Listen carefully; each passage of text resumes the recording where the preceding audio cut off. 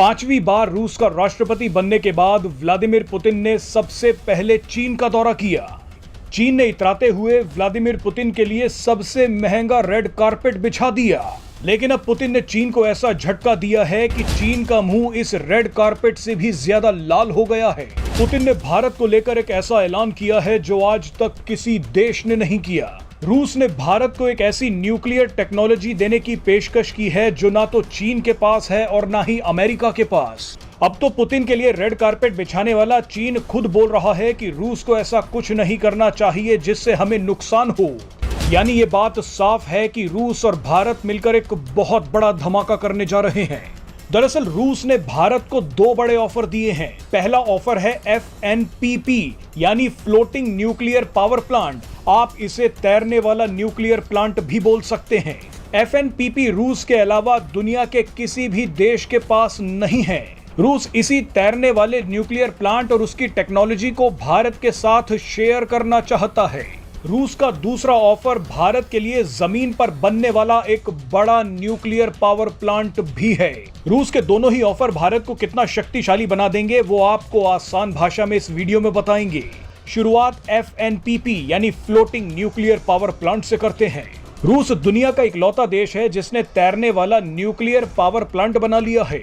ये nuclear plant एक जहाज पर बनाया गया है।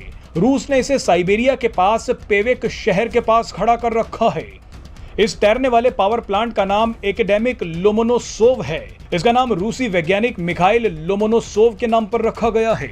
इस तैरते हुए न्यूक्लियर प्लांट ने रूस के सबसे दूर दराज वाले उत्तरी इलाके में भी 24 घंटे बिजली पहुंचा दी है। अब यही पावर प्लांट भारत को हिंद महासागर का बादशाह बना देगा।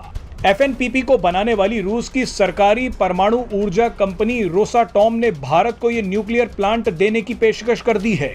भारत इसे लेने में दिलचस्पी भी दिखा रहा है क्योंकि हाल ही में भारत की एटॉमिक एनर्जी कमीशन के चीफ अजीत कुमार मोहंती रोसाटॉम के चीफ से मिले थे। ये टेक्नोलॉजी मिलते ही भारत अपने दूर दराज के कई आइलैंड्स में परमाणु ऊर्जा पहुंचा सकता है। खासतौर पर लक्षद्वीप और अंडमान निकोबार द्वीप समूह में यहाँ अभी तक बड़े बड़े डीजल जेनरेटर से बिजली बनती है। लक्षद्वीप और अंडमान निकोबार में 24 घंटे न्यूक्लियर ऊर्जा मिलने का मतलब है कि भारतीय सेना यहाँ कई तरह के प्रोजेक्ट शुरू कर सकती है। चीन घबराहट के मारे पागल हो गया है। चीन को लग रहा है कि भारत भविष्य में ये टेक्नोलॉजी साउथ चाइना सी में मौजूद उसके दुश्मन देशों और द्वीपों को दे सकता है। जैसे भारत ने फिलीपींस को ब्रह्मोस मिसाइल दे दी। साउथ चाइना सी में मौजूद चीन के दुश्मन देशों को अगर फ्लोटिंग न्यूक्लियर पावर प्लांट की टेक्नोलॉजी भारत ने दे दी तो ये देश मिलकर चीन को धमकाने लग जाएंगे। इसीलिए चीन अपने सरकारी अखबार में रूस के इस ऑफर के खिलाफ आर्टिकल लिखकर अपनी भड़ास निकाल रहा है। वैसे अमेरिका भी जरूर इस ऑफर से बिदक जाएगा।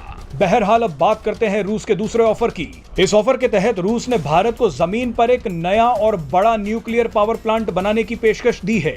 ये नया न्यूक्लियर पावर प्लांट तमिलनाडु में बन रहे कुडानकुलाम न्यूक्लियर पावर प्लांट से भी बड़ा हो सकता है। कुडानकुलम का निर्माण भी रूस की मदद से ही किया जा रहा है। कुडानकुलाम न्यूक्लियर पावर प्लांट में 6 न्यूक्लियर रिएक्टर बनने हैं।